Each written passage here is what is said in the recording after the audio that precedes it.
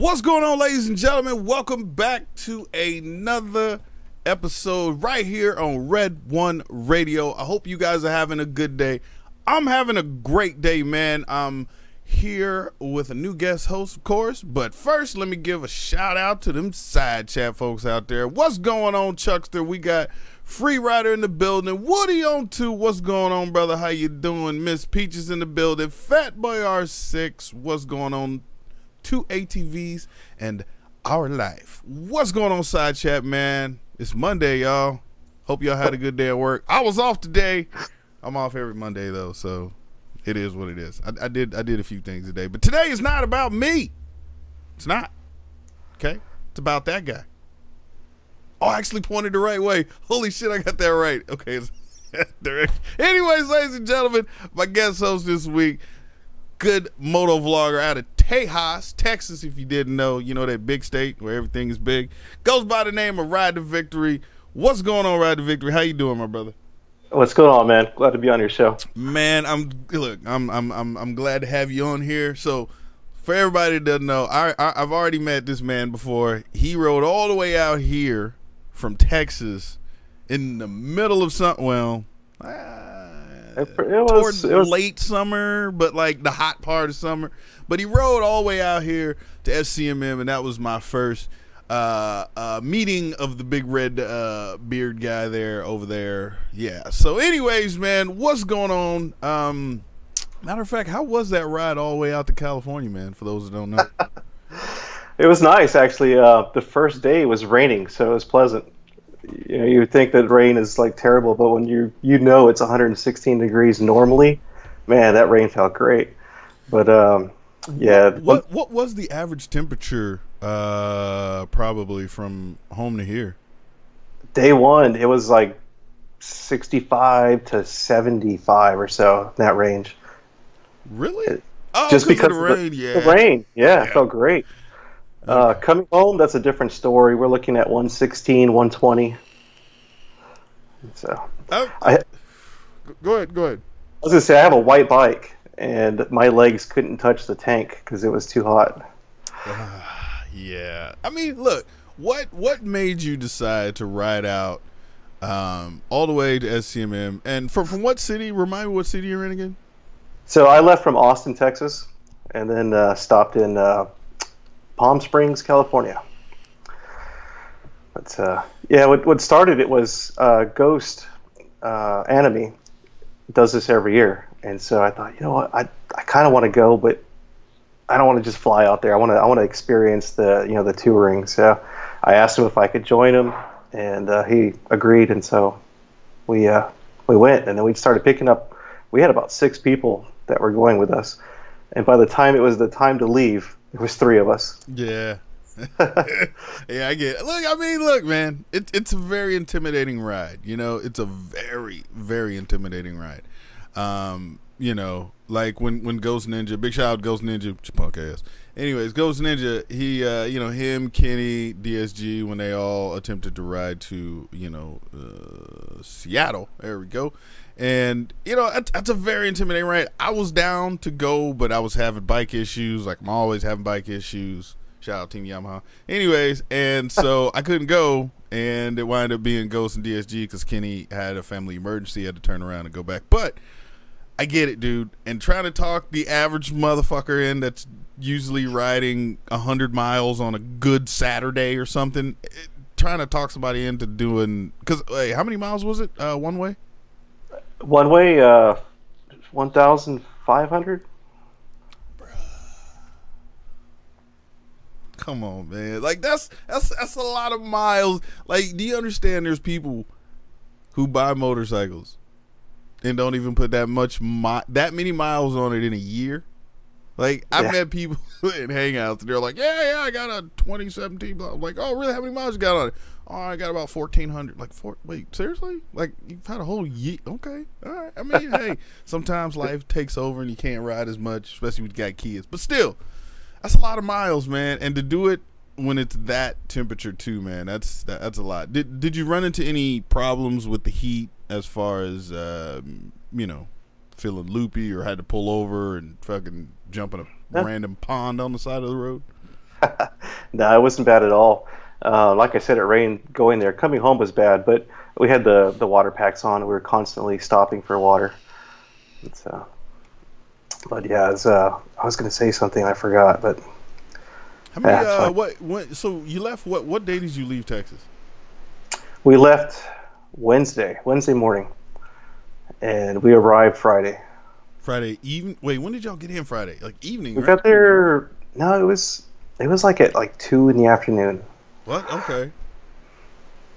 So 2 days. No, wait. Wednesday, Thursday, Friday. Okay, so like 2.5 days. 2.5. Yeah, 2.5 days. days.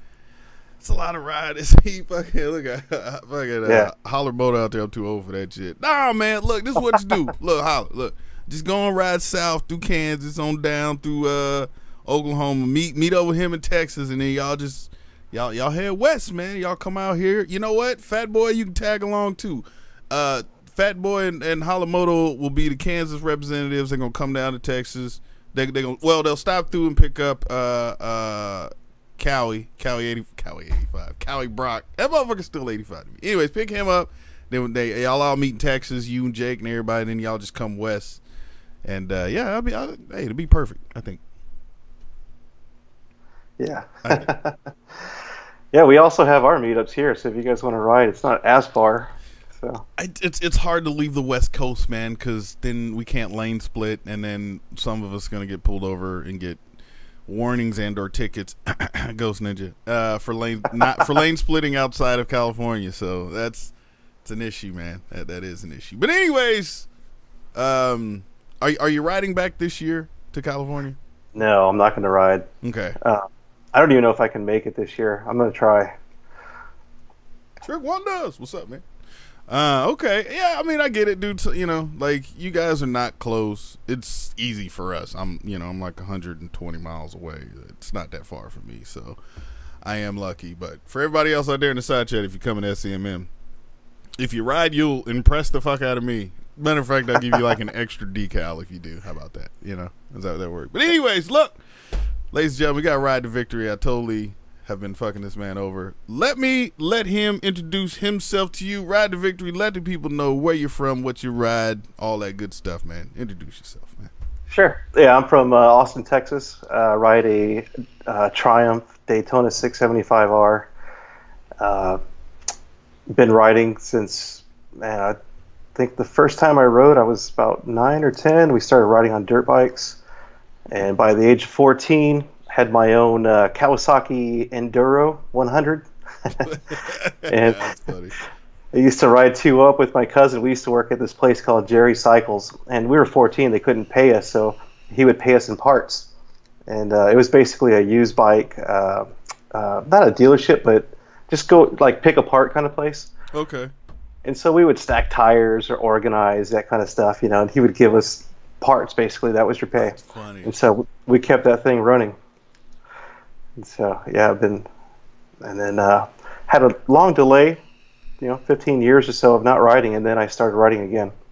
Oh, really? Why the delay? I mean, or why the big gap? I got married, and she wouldn't let me get a bike. I got you. So, it took a while. Yeah, it took a while. Can I do it this year? I mean, what was it that the wife was afraid of? Is it just either is it her fear of motorcycles, or she just didn't trust you on a motorcycle? No, it's just all the common stereotypes. If you ride, you're going to die. So True. It's just, it's a fear that I guess all wives probably have. Oh shit, Alex, the beer assistant out there with the $10, man. Appreciate the love. All donations go to keeping this thing alive right here, man. 2 thumbs up for you, buddy. Yeah. Anyways, so there was that stereotype, but you can be like, babe, but at the same time too, I could also walk out the front door, miss a step, smack my head, like going to a coma and fucking die too. Like, at least I was smiling on the bike. That's right. You're doing something you love. Right. So. Oh shit. Well, let me ask you this, man. So you're out in the Texas area out there. Where would you consider Austin? Would that be like? It's not Central Texas, not West. It's not. No, it's Central Texas. Is it? It's considered. Yeah. How far is it from Dallas? We're about 3 hours from Dallas. east or wait? No, you're Dallas west. is east. Dallas, we're west of Dallas. Okay. Huh. Okay. Yep. Well, now I have been to Austin one time.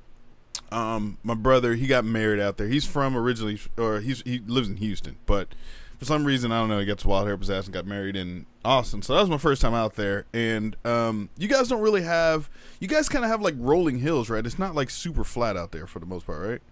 Yeah, we have hill country, Okay. and we have some twisties. There's a couple really technical ones, and then we have some that you have to travel kind of far to get to. Like how far are we talking? An hour ride, 2 hours ride? If you're riding, maybe 6 hours. Oh, bro, that ain't the fuck. No, I thought you meant like 100 miles or something. Like, nah. We have it's called Twisted Sisters. It's Okay. basically like three mountains that kind of ride through. Not mountains, they're hills here, but you know what I mean. Yeah, I've heard Tim talking about that before. Yeah, Tim did that right. Yeah, it's a corner, right? Like these three roads meet up or some shit like that or something. Or, I don't remember. It's a technical. A lot of riders like to go out there and cruise it. Here locally, we have Lime Creek, but that one's a lot of crashes on that one. That one's really technical.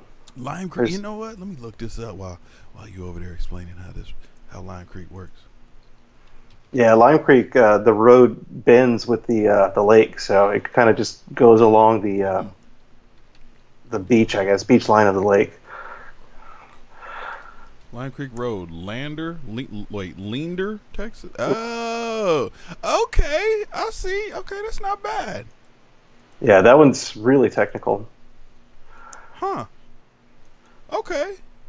Yeah, I mean, see, I didn't know y'all had anything like that. I thought for the most part it was just there's like a lot of trees, kinda or whatever, and it's just a bunch of rolling up and down hills and all that shit. And I didn't think it got that technical there, but yeah, dude, I would like live on that road. Is there any obstacles you got to watch out for? Like, there's gravel. Okay, ooh, that sucks. Yeah. Well, there's residents there, so there's always gravel that gets spilled, and it's always on a turn too, a tight turn. So you just got to be careful. Right, I'm trying to look at the corner right here. It's always best to ride. Yeah. It's always best to ride it slow the first time, so you know what's on the road, and then circle back and come back through it. But yeah, no, it's a cool area. I mean, I'm looking. There is some like rock formations on the side. Like I'm looking at this one corner. It's what is that, like a couple feet tall? I mean, if you hit that shit, like it ain't gonna be cool. But yeah. The other thing too, y'all got trees and shit off the side of the road. Like if you land to the left or the right of the tree, you're okay. But if you land in the middle of that shit, you're gonna hit the big tree stump, and that ain't gonna feel good. You got rock cliffs too, so. Yeah, that's kind of what I'm looking at here, but it looks like a calm, peaceful road. Does it get busy with bikers? Like, it gets busy with bikes and sport cars, so it's okay. You got to kind of find that right time to go in because sometimes the sport cars overtake the turns too fast and they come into your lane, and so you got to be careful, man. It's a scary road. Yeah, that's an issue that we have to deal with a little bit. Well, quite a bit, I guess, out here in Cali. Unfortunately, I don't really go into the canyons on the weekends anymore out there with those guys. So, just trying to distance myself from any excess dumbasses who might end up in my lane or whatever. You know what I mean? So, but that is cool, man. How often do you go out there? Is it like a constant thing, or is it just every now and again for you? Yeah, it's been a while since I've been out there actually. The last one I used to love going on was called Destination Way. Okay. But a certain motovlogger ruined that for everybody. So now there's always cops out there.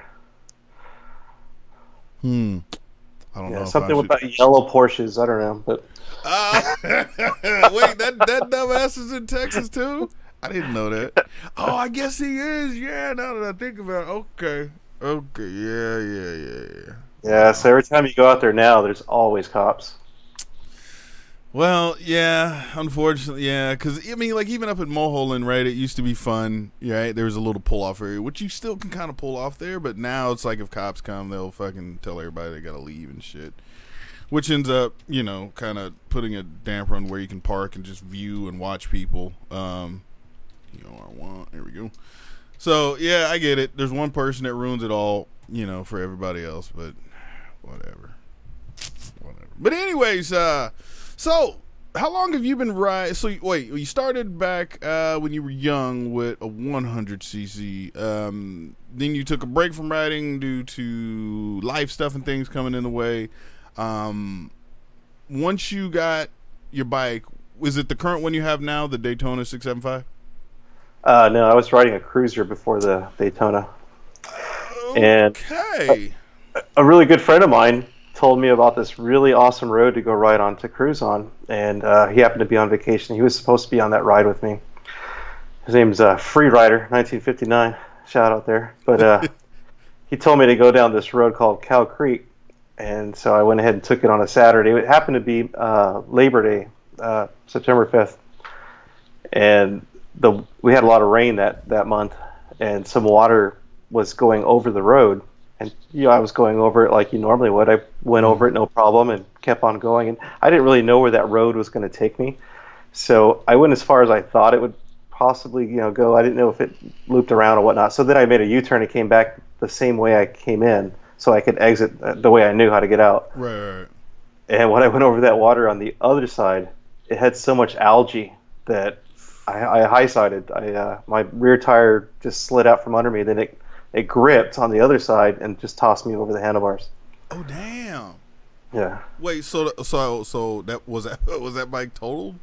Yeah, they totaled it, and it wasn't even a lot of damage. It was a custom bike, and so just to buy the stuff to put it back together, they considered it totaled. So wait, what kind of bike was it? It was a Victory Jackpot Corey Ness edition, the signature edition. Okay. So, yeah, just the gas tank alone was $2,000. Oh goddamn! Yeah. Damn. Huh. All right. So that thing gets totaled out. How were you though? Wait, how fast did you crash? It was like 15 miles an hour, and I didn't have any pain at all because when I hit that algae, I slid. So it was like nothing. You just okay. That sucks. All right, so that bike gets totaled out, and then what did you get after that? And then a week later, I have a Daytona 675R. So explain. Drastic. So explain this to me, because I've seen it a couple times now working at the dealership where someone starts on a sports bike, they for some reason end up on a cruiser afterwards, and then they come back to a sports bike. So what made you go from the cruiser to a sport bike and not going back to another cruiser, I guess? Yeah. So when I was looking for other bikes, I kept sitting on cruisers, and it just didn't feel like me. And I sat on a sport bike, and I was like, I like this. I like the way it feels. I like the position I am in. And so I just went ahead and got an actual pretty nice sport bike. I think it's a nice sport bike, but I mean, there's a few other people out there that would agree with you. Sin City Slick, Mr. Phantasm, Ghost Ninja, Ghost Ninja. Anyways, I know Mothman won't. Yeah, but okay. Well, why Triumph? Why not a Japanese bike? Right, reliable, so cheaper. Yeah, easier. that's actually the next bike I'm looking at is the is it the FJR 1300? Is that what it's? I forget. I think it's made by Yamaha. Okay, so what's the purpose behind that bike? So when I made that trip to California, I really liked touring. That was awesome. Okay. So I thought, why not get a sport touring bike? So it's still kind of sporty, and you still can put some stuff on the sides, right, and do that kind of stuff. Gotcha. Yeah, sit comfortably. Gotcha. Okay, that's an interesting choice. Is there any rides that you, I guess, maybe are working on, or something that challenges the California ride, but that's not necessarily West per se, if you understand that? I thought about the New York meetup, and it's still a thought. Wait, is it closer or further? I think it's further. Okay. And I mean, you're definitely probably gonna have to deal with more weather situations, because Because the Well, first, yeah. like, go ahead. I was gonna say they do theirs like in May or June. So I think it's it's June. I think it's this is next month, June. something Yeah. like that. Maybe in July. But even still, like, you know, as far as I look at it, right, everything that's like West Texas and west of Texas on that south region of the United States of America, to me, that's all desert. Like, it's just fucking desert. Yes, it rains there, but I'm pretty sure it doesn't rain as much as it does in like the middle of Kentucky or something. You know what I'm saying? That's just my knowledge, and at least what I think of how America works as far as weather. But you know, being on a bike like that with that 1300, I think that would be a cool thing to have, man. To be honest, like I've ridden a couple upright bikes that were more sport touring, you know, like I've putted around GSs in parking lots, and I could totally see where, yeah, putting like 700 miles down on a GS or some shit would like legitimately be no fucking problem at all. And the bike is really maneuverable. It seems awkwardly big, kind of, but once you're riding it, it feels like a bike, just with different handling techniques. Is that kind of why you're leaning toward the 1300? Is it? I mean, besides it being just comfortable, like what about the FJ? I guess why not? Yeah, a GS or like even like an FZ. Why not like an FZ or some shit like that? Something a little more sporty, upright touring there. Or Sure. I think it's more the aesthetics. I saw one. We have AF1 Racing here, and I was walking around at a meetup, and we have our monthly bike meetups, and they had one for sale there, and I was like, oh my gosh, I love that bike. That bike is awesome. It just the way it looks, the way I don't know. You just see a bike you like, and that's Yeah, that one thing I have learned working at the dealership is that there's a bike for everybody. There's some shit that I'll be like, dude, that's fucking disgusting, and someone might be like, oh my god, it's perfect, I'll take it. Hey man, I'll take two of them. Right. Like, and so I mean that's cool, like and I'm looking to hopefully next year sometime possibly pick up a second bike, something to complement the R6, right? I got the R6, it's doing everything I want it to do, but it's high mileage, and eventually that thing's gonna go to shit. But I want to get something that I'm more comfortable on. I'm not necessarily looking to go as far as you're going. I'm thinking more FZ09, that type, you know what I'm saying, kind of like fun hooliganism. And then eventually I'll kind of get to that area, maybe two bikes after that, and then I think I'll be ready for the full, like, nah, I'm dead serious, man. Like, I guess when I started riding, and let me ask you this: when you bought when you first got your 675, did you always think like, yes, this is where I'm always going to be with riding, like I'm always going to be on a sport bike, or did you know that you would always eventually go back to something a little more comfortable? When I first started riding, it was straight up sport bike. This is life right here. My thing was I want now that I have this, I want to start learning the curves, and I want to hit the track and start actually building up my skill set. And so that's what I did. I went to Circuit of the Americas with Freerider, and that was a great time. Oh, that's right. Y'all do got that. Yeah, because y'all some bitch stole Los Angeles X Games. I hate y'all. But it is cool. I got to go to the last one that was here in LA. I think it was like in 2014, 2012. No, wait. No, I moved here 2013.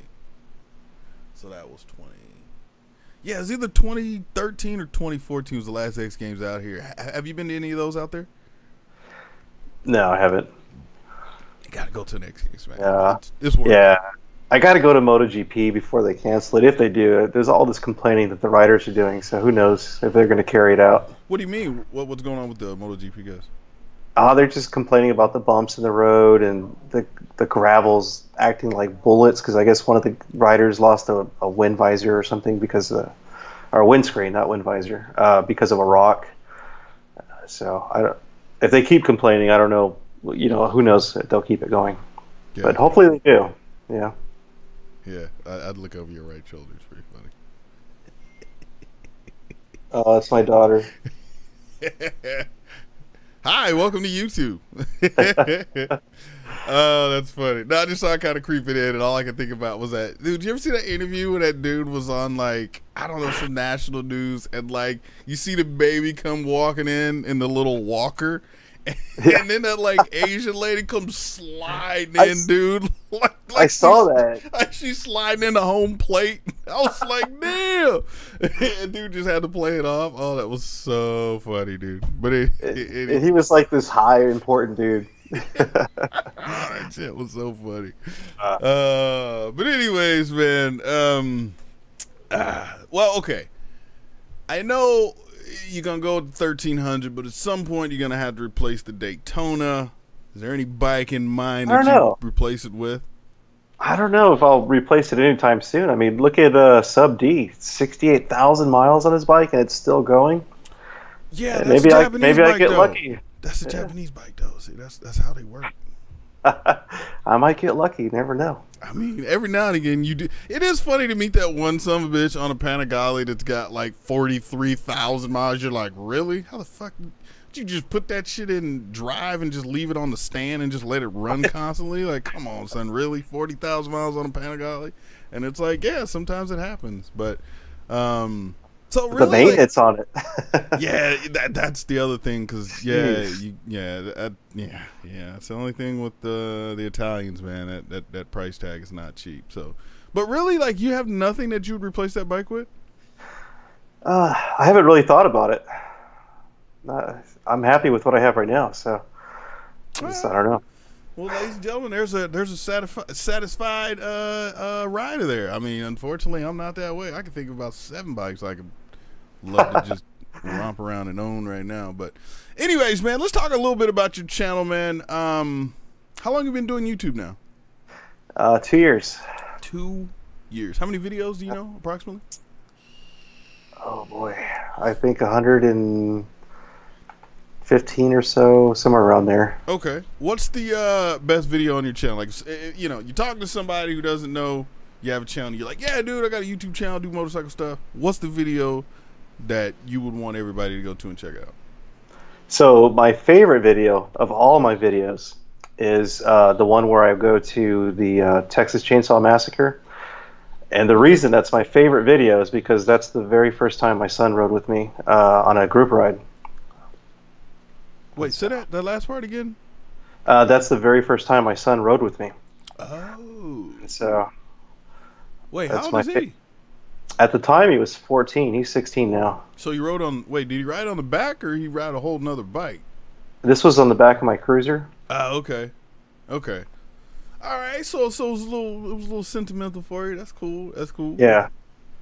Is he somebody that's probably gonna get into riding or no? Nah, he has no interest. He has a BMW now, so he's all into that. Yeah, that's funny. He wants to learn drifting. That's an expensive sport, man. I've been down Drift Road before, and it's expensive, man. Like, it's all fun and games in the beginning, and and then until you hit that first curb, and then you realize you're fucking, something's broke, right? Something is broke, and then so tow truck, take it to the shop, and then you got to buy new parts, wash, rinse, repeat. Then eventually you get good, then all the expense goes into tires and crap. But still, like, every now and again you have a mistake and you bent the rim or crack a wheel, or it's just it's an expensive road. But good luck to him on that. Yeah, that's what I told him. It's very expensive. Are you gonna like help him out, or you know what I mean? You gonna? Oh yeah. I'm the one that I helped him build his car up. So when we bought it, he bought it with his own. He saved his own paychecks and bought it. Nice. And it had what we were told was it had a cracked gasket on the head gasket. Okay. Yeah, and so as a kid, I've always worked on engines. My family's all into mechanics, and so they taught me how to rebuild engines, how to overhaul engines, that kind of stuff. And so we took his head off to find that it wasn't the gasket; it was actually the entire head. So I had to buy a new head, and then buy all new gaskets and everything, and put everything back together. So I helped him do that. So you're not a person that's afraid of like getting in there and getting dirty and all that stuff, right? All you need is like a manual, the right tools, and you're good to go. You that kind of person? Yeah, I do all my own work. So, That's interesting. So what maintenance do you do on your motorcycle then? change the oil. Your basic stuff. Clean the chain. I haven't had to do anything yet. I can't do a valve check. That's coming up soon. I'm about to hit 12,000 miles, and it'll be due for that. So I'm not even going to try. I'm going to take that in and have the guys do it. Is your Triumph still under warranty or no? It is, yeah. So it's covered. Yeah, you kind of have to at that point. Yeah, I get it. Makes sense. How much longer is it under warranty? 2 more years. Wait, damn. Yeah. Wait, what? 3-year warranty? See, I got it. Well, maybe it's not. I got it in. Oh shoot, I got 1 more year. Yeah, right. That's what I was like. Damn, 3-year warranty on the truck. It is. It's a 3-year. Yeah. Okay. Oh wow, 3 years, man. That's okay. Damn. Usually, I know like with Yamaha, I think you get like a year, but then like Yamaha's like, after like their not aftermarket, extended like warranties are really cheap, man.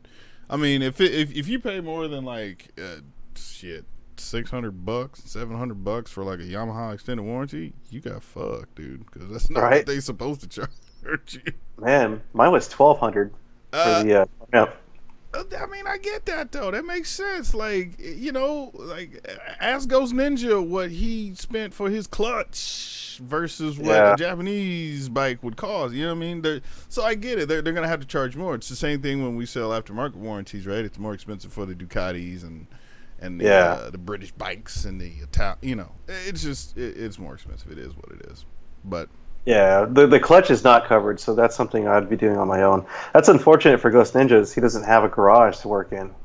Yeah, hopefully he may get that remedied, or he just may need to go ahead and get him one of the little pop-up tents. Matter of fact, call Kenny. I think Kenny probably got a pop-up tent. Kenny got everything over there in like Kenny House or whatever. But Kenny's in the Coast Guard. Just go park it in the hangar. All right. Yeah. Matter of fact, just take it to Kenny's house, give him like a 12-pack of Coors or whatever, and he'll get right to work, man. It's not like he doing anything anyways. He's back home before like noon, every day of the week. Come on, Ghost. Oh, look at him. Ghost over there with the soon. Oh, Ghost is soon on the garage. Working on it. Yeah. That's a good business proposition that someone should do. Someone needs to come up with a garage that's something. It's do-it-yourself garage. So you come in, you pay like maybe $150 a day. No, give you the tools and stuff. That'd be awesome. No, there's places out there. I want to say Johnny Rides or something like that has something like that. Wow. Out here in California, I believe. Correct me if I'm wrong, Ghost. Big shout out, Clutch First. New York in the building. What up? Anyways, but yeah, no, kind of like I remember when I was in the military, right? We had that. They call it the auto hobby shop. So it's like you would go in there, you would rent a stall, like a lift, the whole nine, and then they just had these tool chests full of tools, and pretty much you go in there, use whatever you want. Sometimes you had to like check out specialty tools or whatever, and yeah, it's a really cool thing. But at least, go ahead. I was saying we had the same thing, but it was free. They gave you 10 chits, which meant you could have up to 10 tools checked out. Oh, it was free? Oh yeah, for us, no, it was something stupid like $2 an hour or something. Like like you can be there all day and won't spend more than like $20-$30. You know what I'm saying? But yeah, the Air Force they charged our ass. But yeah, they'd give me the same thing, those fucking chits. And so if you needed like an impact wrench, you just take that little chit over there, you fucking pop that shit down. They're like, all right, cool, here you go. But yeah, that's a really cool thing. But if your clutch happens to go out, do you think you would take it in, or would you do it yourself? I do it myself. Yeah, I do it myself. Man, I heard there's a lot of like little working parts and shit in there, man. It ain't just like plates out, plates in. There's like plates, and then there's some like adjuster, and then like a spring and some other shit. There's a few parts you got to work on. Yeah, because I mean, I've seen like Sin City Slick with him bitching and complaining about him doing some shit with his clutch or whatever, and he didn't seem happy. So yeah, what's cool is I'm a member of one of the rider groups here, and there's a couple mechanics, and so if I get stuck, all I got to do is reach out, and somebody will be here. So nice. That's nice. That's nice. That's cool. All right. Well, cool. Well, let me ask you this about your channel, man. So you've been going on a couple years now. Is there any like future plans that you got, like that you're not currently doing? Say, you know, if you're looking at, you know, reviewing more motorcycle related stuff, or Yeah, I mean, if you've seen the last two videos, I've kind of taken a small shift towards hitting some pretty cool events with some vintage bikes, custom-made, hand-built bikes, and showing those off. And it seems like the viewers are growing, so people are liking that. yeah, it's always fun to do something a little outside of just vlog. I mean, you know, riding on the street and just talking, like, you know, getting shots of different things, you know, cars, bikes, stuff like that. That is pretty cool. But you're saying like custom bikes? Like how custom we talking here? Completely hand-built. There was the last, it's my last video. There's the 2018 custom hand-built show that they have here in Austin, and I attended that. And there's some pretty sweet bikes. There's one bike that has a surfboard attached to the side of it. I was like, Wait, dude, what? that's so cool. A surfboard attached to it? Yeah, and you can take it off and go surfing. Is this in Texas? It was brought to Texas for the museum. I don't know if it resides here. Okay, I got you, guy. Because I was like, damn, y'all got waves like that? I mean, I know you got to go all the way down to like Corpus Christi and all that other shit down by the coast, but still. Yeah, no, even Corpus doesn't have waves like that. Oh, really? Is there any surfing spots in Texas? The popular thing in Corpus is those little kite things where kite surfing. Fuck yeah. Yeah, there you go. Yeah, because it's very windy. Yeah. Ooh. Well, yeah. Fortunately, it's not very windy out here in SoCal. That's why I can't do that shit. I mean, I still have like my kite. I would need to buy some. I'd probably just need to start all over again, buy a whole new fucking setup, because technology has definitely changed since I would last. You know, took a nice little journey out there on the water as the only black dude that's ever out there. Like, I'm sorry, I don't see black people kite surfing. I was like the only one, but I had a good time. I don't even get in the water over there. Really? I used to fly. I was stationed in Corpus. I was in aviation, and I used to fly over there, and I saw the sharks swimming all around where people were swimming. I was like, yeah, I ain't getting in there. But see, that's the thing that most people don't know. They don't see that shit, so it's like it's not a big deal, you know, until like they get their fucking leg chewed off, and then it's serious. Right. But yeah, I'm not. Look, to me personally, I'm not a fan of swimming in the ocean either. I don't swim in the ocean. Like, I'll kite surf and stuff, like, because I'm on top of the water, we good. But like, yeah, if you just want to go to the beach to hang out and go swimming, like, I'm not the person to call. Like, I'm just nope, it's not. Yeah, those kite things look pretty awesome, though. I see some people catch them. Yeah, no, they're like, see feet. It looks like they go up. Oh yeah, no, you can. I mean, you could clear hundreds of feet, like on a well, not hundreds, but at least 100 feet, easy. I mean, pretty decently or easily on like a really good windy day with the right setup, the right kite, everything. You know, but there, you know, kite surfing is very. It has that that danger aspect, such as like riding recklessly can bring about, right? Like if you're just riding up and down the street, like it's not that bad, but with kite surfing, you kind of have to eat shit a whole bunch of times. It's like, it's not like motorcycle where you can kind of just ride in a straight line and then slowly pick it up. But with kite surfing, you got to crash a bunch of times. You got to do a bunch of the wrong things before you finally start to understand it. But there is that level of seriousness, as since I was doing it back in Japan, there was, I think, one or two people, one for sure that I know passed away due to a weather squall that came in. So usually when weather phenomenon come in, or clouds, like two things happen: either the wind dies or it like doubles or triples. And this time it like doubled or tripled, and there was two guys holding on to this one individual. They slipped out of their hands, and he went head first into a seawall and died later at the hospital. But you know, but other than that, you know, it's a fun sport once you get all the crash and eating shit out of the way. Like it's a really fun thing to do. Very, very fun. But anyways, man, I was supposed to ask a bunch of questions about your channel and stuff. I totally forgot. Yeah, you've You've been doing pretty good. We've covered basically which my favorite video was. Let's see, what's the worst one that I hate? There we go. How about that? Yeah. Yeah, Take I control don't of your even own know. damn interview. That's right. That's right. Here, how about I'll just sit back and listen. There we go. I'll take the reins. It's fine. Yeah, the worst video that I don't like. I would say my first. I just don't like it. Man, everybody's first video. It's too long. It's boring. It's like, I mean, look, like I go back every now and again and look at that first one because for me, I leave it up. I know a lot of people that has deleted theirs and all that other stuff, but I haven't deleted mine. It's still up there. And I mean, it was straight up classic moto vlogger. You shouting out all the big people who inspired you to start moto vlogging, right? And all this shit. I mean, at least mine was a moto vlog. Like let me ask you this: was your first video a moto vlog? Yeah. Ghost Ninja was your first video. No, we always talk about this Ghost Ninja's first one, man. That shit's like it's an audio waveform that like oh, how about this? Do you remember Winamp? You remember that fucking program?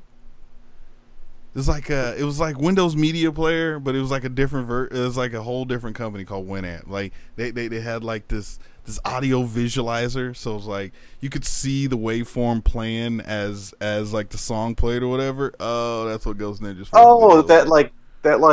No, it was like a vertical one, right? Like, you know, okay. Like to the left would be bass, mids in the middle, and highs to the right? And fucking shut up, Red. Why you bringing up old shit? Bitch, that's your first video. You was proud of that video too, up until like a couple years ago. Ghost is being an archaeologist here. Yeah. So wait, look. Okay, what about the first video you don't like? It's just boring. It's too long. It's boring. I didn't really know what I was doing. I didn't know how to edit. I was still learning. So it's. I didn't know like where to cut and where to keep it flowing. So, it's a learning experience, and I kept it up because I still go back and watch it every once in a while just to see how much I've progressed. And I try to do better and better each time. And I'm sure that's what everybody says, but yeah. Right. I watched a lot of videos because I use Adobe, and so I watch a lot of videos on how to do different things.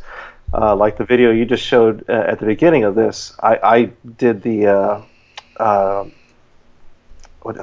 intro. Okay. That's actually my mallet. It's in my garage. I did all the green screen for it and everything. So. Wow. Yeah. See now, you know what?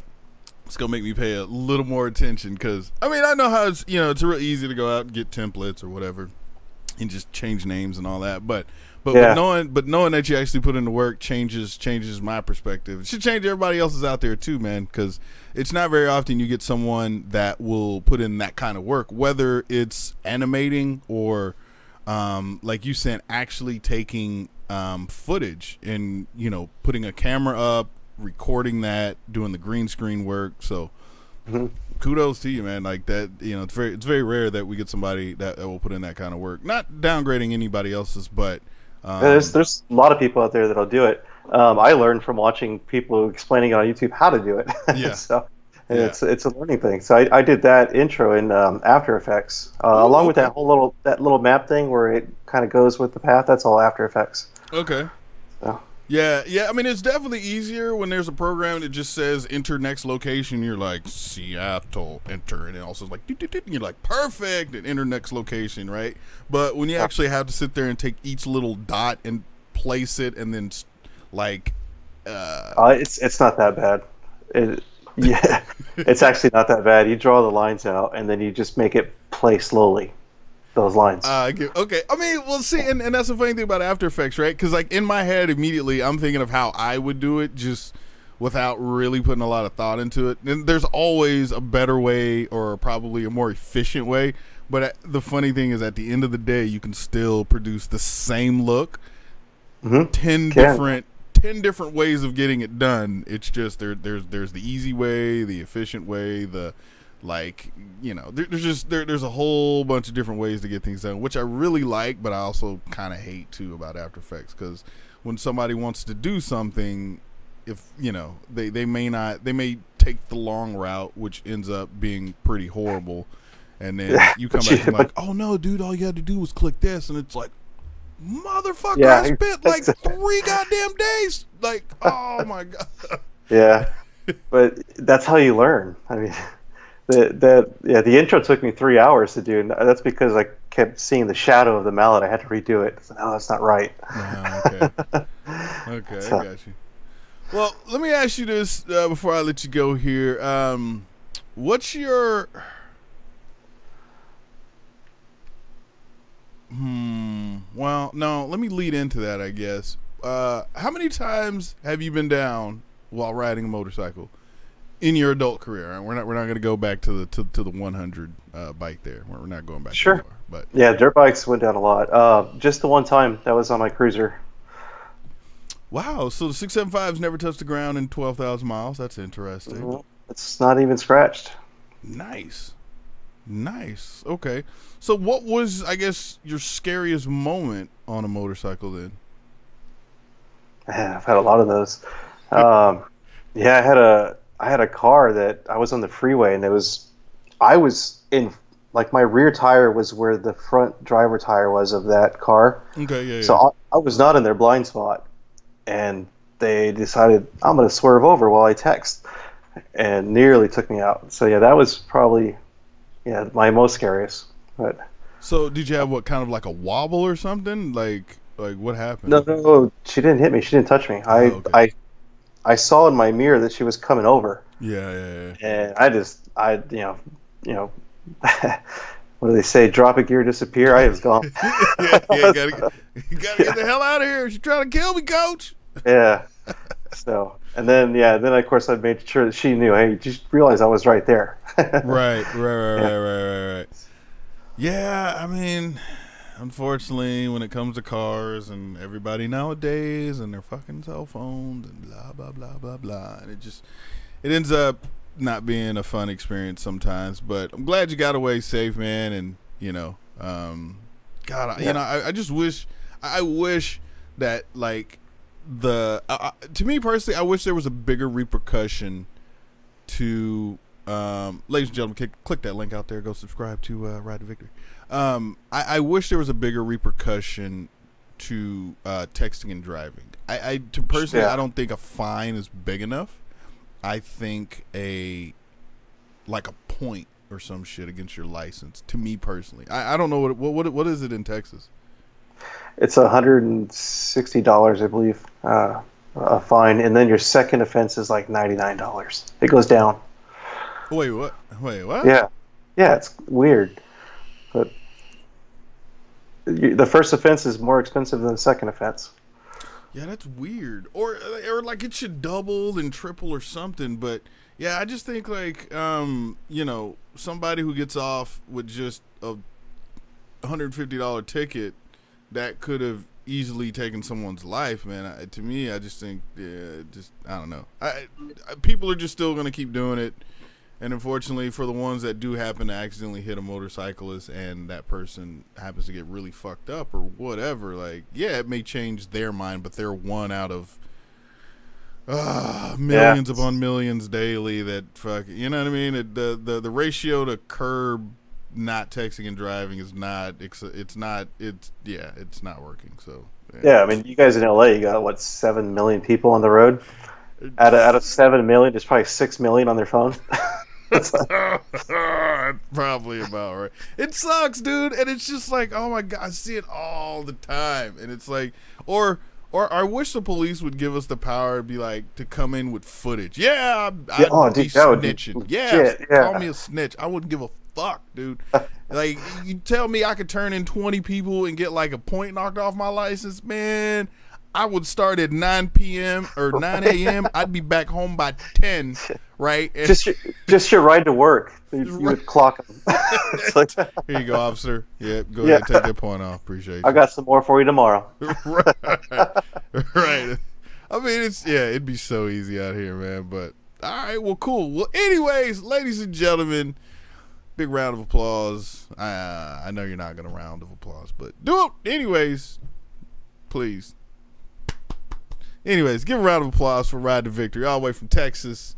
Hey man, if you do happen to make it out here for SCMM, man, I will definitely grab you a drink, preferably of the Coors, probably, if I'm still drinking that shit next SCMM. But if you do make it out here, man, it'd be great to see you again, of course. Ladies and gentlemen, there is a link to his channel down there below. It's called Ride to Victory. Make sure y'all go over there, give him a sub, watch his channel, check him out. If you like him, stay subscribed. If you don't like him, stay subscribed anyways, man. We're out here to help these smaller vloggers out here because nobody else will, man. And trust me, I know what it's like growing a channel. But anyways, Ride to Victory, man. I appreciate having you on the show, man. I thank you for coming by. I'll go ahead and give you the last word before we play your outro, and then we're out of here. So anything you want to plug, anything, anybody you want to shout out, whatever, you got the last word, man. All right, man. I'm going to give a shout out to my boys, Texar 6S, Freerider 1959. We're always going out riding together as a group. Of course, Deep South, man. We can't ride with him because he's 5 hours away, but if he was here, he'd be in the group. That guy is awesome. It's there's probably a lot more. I just can't think right now. God damn it, sorry if I missed you guys. For sure. Once again, ladies and gentlemen, Ride to Victory. That link is in that doobly-doo down below. Make sure you check them on out downstairs down there. And with that being said, man, you guys tune in this Friday for the other guys live. I believe, yeah, it's on my channel this. Yeah, it's on my channel this week. So make sure you tune in this Friday for the other guys live. We'll be over there hanging out with Back Road and Ghost Ninja. Once again, guys, Ride to Victory. Appreciate you, man. And here's your outro. Later. Later, guys.